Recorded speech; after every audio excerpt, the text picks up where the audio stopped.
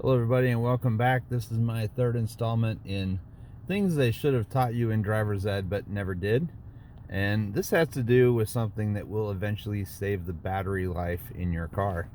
I'm going to start off just by this is based on what happened, a parking lot recovery that I had to do today.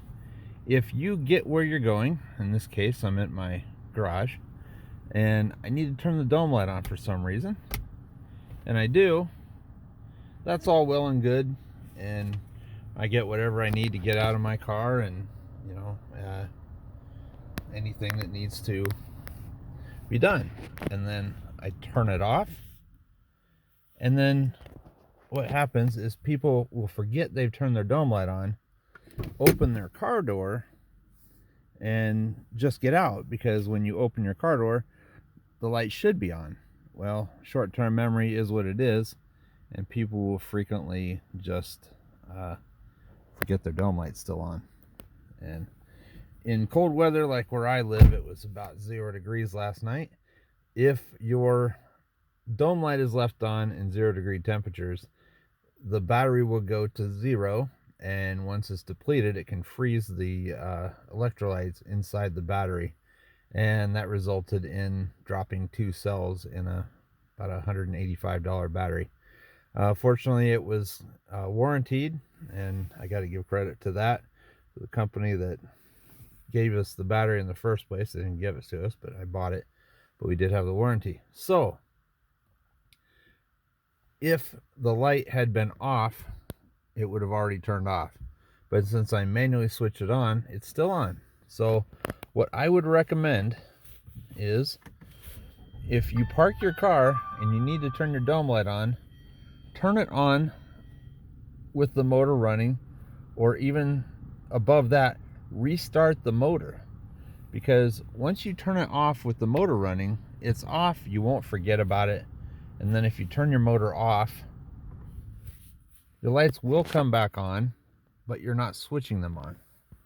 You can get out, go do your thing, in a few minutes the light will go off. Some cars do have a voltage protection that will turn the light off for you, but in the case of a Mazda 3, it doesn't do it, and the battery went dead. So if a battery goes dead in a Mazda 3, completely dead, like down to 7 volts, it's going to do a lot of crazy things. Any car with electric power steering won't even steer right. You'll have multiple warning lights flash on and off on your there, it's already gone dark on us, but you'll have multiple warning lights that'll flash on and off. Power steering will kick on and off, and it'll eventually kill the motor, because your electric fuel pump, injectors, and everything else like that is run off the battery now. Nothing is mechanical anymore. So if you're gonna have to turn the dome light on after you parked, turn your motor back on,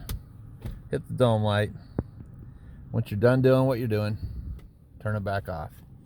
Same thing goes for when you're at the side of the road and you think you need to use your hazard lights. If you are in cold weather conditions, or even warm conditions, if you're going to abandon your vehicle at the side of the road, get it off far enough that it's no longer a threat to traffic, and then turn your hazard lights off when you leave it, unless you're coming right back. It's going to make the recovery a lot more difficult if you come back to a car that has a dead battery, because the hazard lights have been on for the last 4 or 5 hours, because you're not going to have a battery. And now you have another problem that is something you created at the side of the road for yourself, that you now also have to deal with. So make sure that you don't have any battery draws when you abandon a vehicle at the side of the road. Just make it dark, completely shut off, and if it's off the side of the road far enough, you don't have to worry about it. If it's in a travel lane, let it go dead, call the authorities. But that's all I got for you guys tonight. If you're gonna turn your overhead light on at night, have your motor running. I guarantee it will save your battery at some point and prevent you from having to get another one. Also, if you don't have a dash cam, I highly recommend getting one. But that is the third installment of things they don't teach you in driver's ed. Hope it helps. I know some of you know this stuff and it's like duh, but it's not common sense for a lot of people. So take it or leave it. Free advice, right? Talk to you later.